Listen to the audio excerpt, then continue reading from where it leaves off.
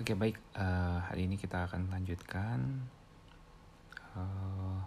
transaksi berikutnya, yaitu penyesuaian di perusahaan Udah Mudah Hasil. Oke, baik. Kita langsung saja. Untuk mengerjakan penyesuaian, kita bisa kerjakan di aplikasi My Accounting, yaitu dengan menggunakan menu account ya atau akun, lalu ke record journal entry. Nah, bisa diinput di sini. Oke. Langkah pertama, di general journalnya boleh kita isi dengan PM12-1. Sesuaikan dengan soal. PM12-1, tanggalnya tanggal 31 Desember 2022, sama dengan soal ya di sini. Oke, untuk memonya boleh diisi dengan penyesuaian. Tuh. Oke. Kita lihat di data penyesuaian yang ada di soal. Oke. Nomor pertama, persediaan akhir store supplies dinilai 11.625.000. Gitu. Bagaimana cara mengerjakannya? Nah, untuk mengerjakan penyesuaian store supplies ya, kita harus mengetahui terlebih dahulu berapa nominal store supplies di account list kita ya. Di sini nih. Di sini account list. Berapa nominal store supplies yang ada di account list kita, itu ini. Senilai 14.200.000.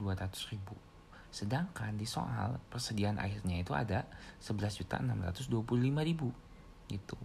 Nah, cara mengerjakannya kita harus kurangkan dulu ya. Kita kurangi dulu 14.200 kurangi dengan 11.625.000. Saya coba catat dulu ya. Ini cara mengerjakannya. 14.200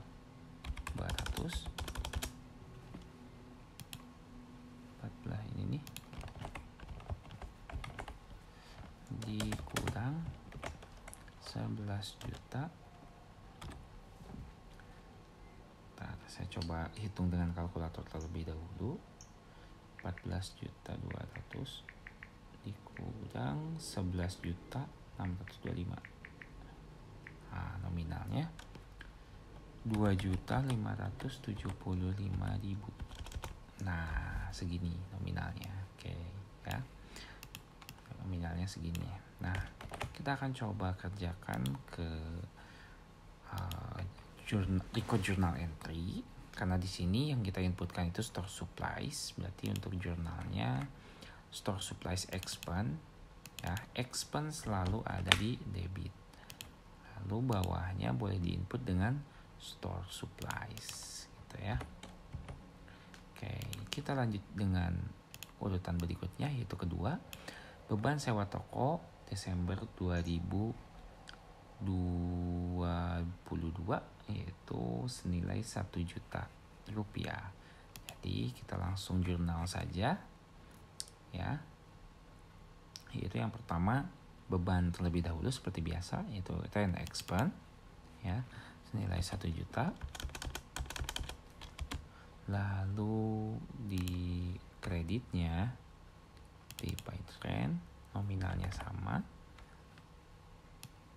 Berikutnya ketiga, beban asuransi Desember 2022 1.250.000. Berarti jurnalnya seperti biasa, beban dulu asuransi ya, insurance expense 7.250.000.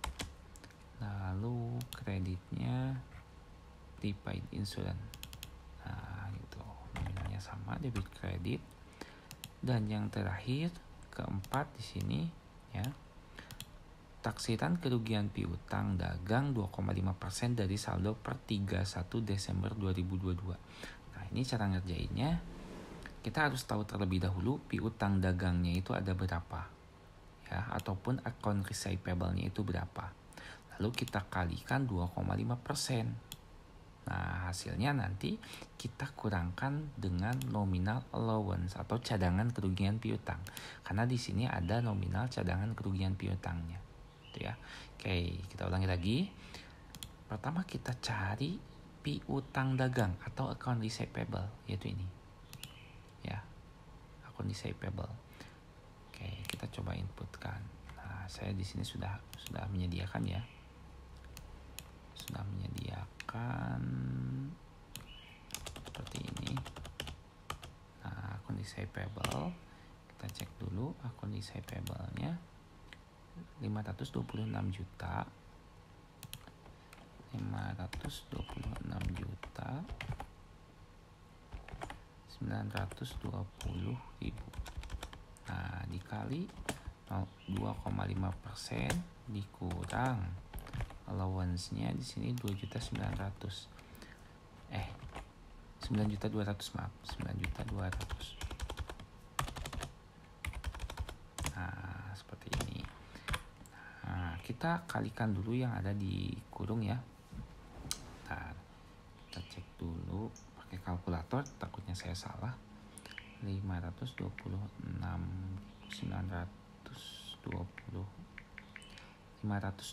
juta 920.000 dikali 2,5%, totalnya di sini 13 juta 173.000.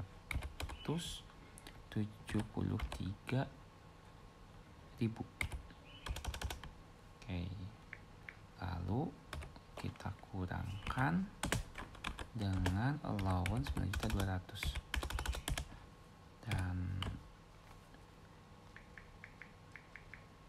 nominalnya 3.973.000. Yes. Nah,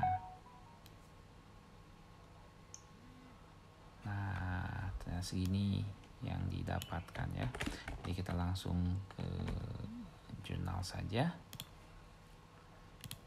Nah, untuk jurnalnya yang di debit seperti biasa harus kita input akun beban ya, yaitu BDB Expand, nominalnya yang tadi 3 juta sekian, lalu yang di kreditnya cadangan gitu ya. Nah, kalau sudah selesai seperti ini sampai ke poin 4, boleh kita record saja dan kita lanjut lagi ke dokumen transaksi penyesuaian 19 gitu ya. Oke, kita inputkan terlebih dahulu nomornya BM 12-2 untuk memonya penyesuaian. Lalu jurnal yang pertama di sini penyusutan equipment bulan Desember senilai 700.000. Nah, ini langsung kita jurnal saja. Untuk equipment depreciation expense ya, selalu expense terlebih dahulu. Lalu yang di debit yang di kreditnya kita masukkan equipment akum tab gitu ya. Oke. Yang terakhir di sini yang kedua ya, maaf. Gaji bulan Desember sebesar 3.550.000 akan dibayarkan tanggal 2 Januari. Berarti kita inputkannya di sini beban dulu wage senilai 3.550.000. Lalu di sini yang di kreditnya expense payable gitu ya. Nah, oke, kalau sudah kita record, lalu kita lanjut lagi ke dokumen transaksi terakhir ya. Penyesuaian terakhir di sini hanya ada 3 dokumen transaksi penyesuaian. PM 12-3 penyesuaian. Oke. Nah, untuk poin 1 dulu ya. Ini. Oke, oleh karena pencatatan PPN income dan PPN outcome sesuai dengan faktur pajak standar, maka kedua akun tersebut dapat segera ditutup. Saldonya dipindahkan ke PPN payable. Nah, cara mengerjakannya kita harus tahu terlebih dahulu berapa nominal PPN outcome dan berapa nominal PPN income. Nanti selisihnya kita masukkan ke PPN payable gitu ya. Oke, kita cek terlebih dahulu di liability. Di sini PPN outcome-nya kita punya 70 juta. Kita langsung saja ya. Kita punya PPN outcome-nya. Outcome dulu ya. Kita inputkan PPN outcome. Senilai 70 juta 185.000. Lalu PPN income-nya di sini kita punya 30.735.000.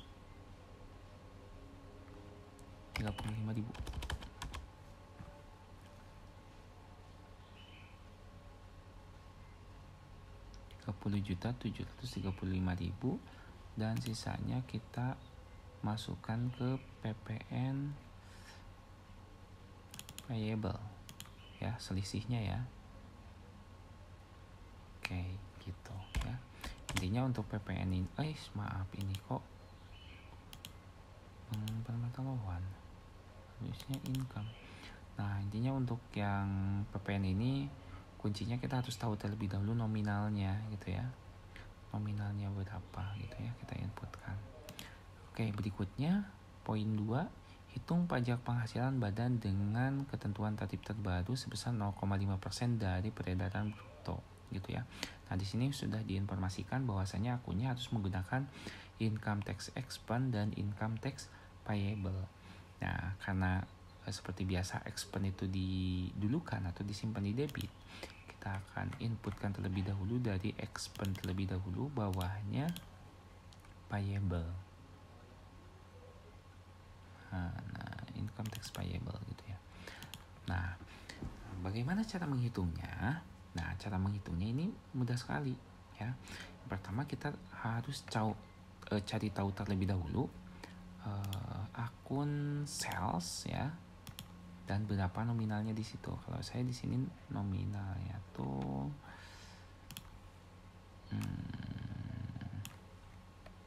nah ini ya, sales saya di sini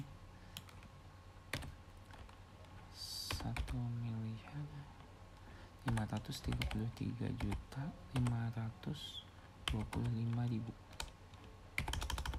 Nah, karena di soal di sini tarif terbarunya 0,5%, maka dari itu di sini harus kita kali dengan 0,5%. Nah, coba hitung terlebih dahulu pakai kalkulator. 1.533.525.000 dikali 2,5 dikali 0,5%. Nah, nominal yang didapatkannya yaitu 7.667.625. Nah, segini nominal yang didapatkannya. Nah, ini boleh kita copy, kita masukkan ke jurnalnya gitu. Nah, kalau misalkan sudah semuanya, ini boleh kita record saja. Begitu. Ini juga boleh di close sampai ke command center seperti ini. Nah, berikutnya di sini kalau misalkan kita ingin melakukan pengecekan laba rugi, neraca dan lain sebagainya, itu bisa menggunakan report ya. Bisa menggunakan report. Dari report di sini bisa lihat real balance-nya juga, bisa lihat profit and loss juga ya. Saya contohkan di display. Lalu untuk profit and loss jangan lupa ini date from-nya ini tanggal 1 bulan 1 2022 sampai ke tanggal 31 bulan 12 tahun 2022 gitu. Sampai di bawah ini ketahuan ya profit and loss-nya berapa gitu ya. Begitupun kalau mau lihat trial balance, kita tinggal buka saja trial balance itu lalu di display gitu ya. Oke. Mungkin cukup sekian. Barangkali ada yang mau ditanyakan, silahkan boleh di komentar saja gitu. Oke, terima kasih.